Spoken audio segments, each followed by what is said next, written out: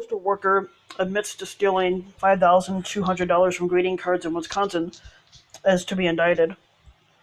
A week before a United States Postal Service employee will be sentenced for stealing mail, another worker in Wisconsin has also been found guilty of the same act. Thomas Gunderson of Franklin pleaded guilty to embezzlement of mail matter on November 29th and will be sentenced at a later date. He could face up to 5 years in prison if found guilty and a $250,000 fine. The latest mail theft comes on the heels of two local cases involving U.S. postal workers. The next one is Ebony Smith, of course, with the name like Ebony, it's got to be a black person. 20 of Milwaukee admitted to stealing more than $6,000 from greeting cards with cash and checks in Wauwatosa from April of 2017 to January of 2018. As part of a plea deal, Smith pleaded guilty on September 12th to theft or receipt of stolen mail. She was scheduled to be sentenced on December 14th, but the hearing has been changed to February 8th of next year. Meanwhile, Lavonda Wright, also with a name like that's got to be a black person, will be sentenced next week for the same crime. She pled guilty in August. Wright admitted to stealing gift cards from mail she was delivering on Milwaukee's west side for more than a year. According to her plea agreement, she is set to be sentenced at 9:30 a.m. on December 7th at the Milwaukee Federal Building and U.S. Courthouse.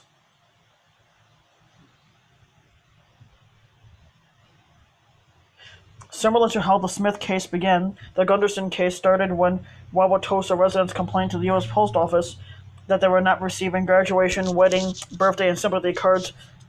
On August 11th of 2017, a customer service supervisor at the Wauwatosa Post Office branch reported mail was being stolen either at the Wauwatosa branch or the Milwaukee Processing and Distribution Center.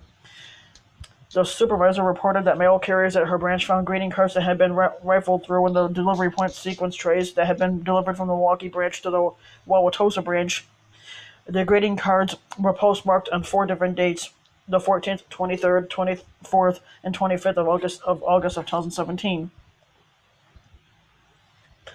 Police had caught Gunderson in the act, and that's how he got caught. Online court documents showed how Gunderson was caught on September 5th of 2017. A law enforcement agent prepared 2 test pieces of first-class mail. Both were greeting cards, one pink and one green. Each contained a $20 bill and was placed on a mail bin. Agents also set up video surveillance in the mail facility while working that day. Gunderson opened a live test envelope and stole the money the video showed, and that's how he was caught. Dumbass. Gunderson also rifled through other pieces of mail he took from the mail stream and put the items in his pockets, the video also showed. He was arrested by agents that evening. After searching his pockets, agents found the $55 in cash as well as a test piece of mail. Gunderson admitted that over the previous 52 days, he had removed about $100 per night from greeting cards processed by his machines, totaling $5,200. Gunderson told agents he had been stealing money from the mail for about a few months since the beginning of the summer. He told agents he would look for greeting cards because he knew they would likely contain cash. He said he would open greeting cards and put any money he found in his pocket. He admitted that he had rifled through each of the 59 pieces of mail the agents showed him. Gunderson further admitted that he kept the money he removed from mail in the dresser drawer in his Franklin home. On September 6, 2017, agents complained. Gunderson accompanied Gunderson to his home and, with Gunderson's consent, searched the dresser, and where they found $1,929 in cash. Gunderson stated the money from the dresser was money he had stolen from the mail, according to the court documents. What happened to the stolen mail? The U.S. Postal Service did its best to return the stolen and recovered mail to mail recipients, according to Jeff Arney, spokesperson for the U.S. Postal Office in Chicago. If we recover money or anything like that, mail, we make every attempt to work with the Postal Service to get that back to its intended recipient. We usually provide them a way to contact the U.S. Attorney's Office. Once the person is prosecuted, the judge can order that they pay back restitution to the victims.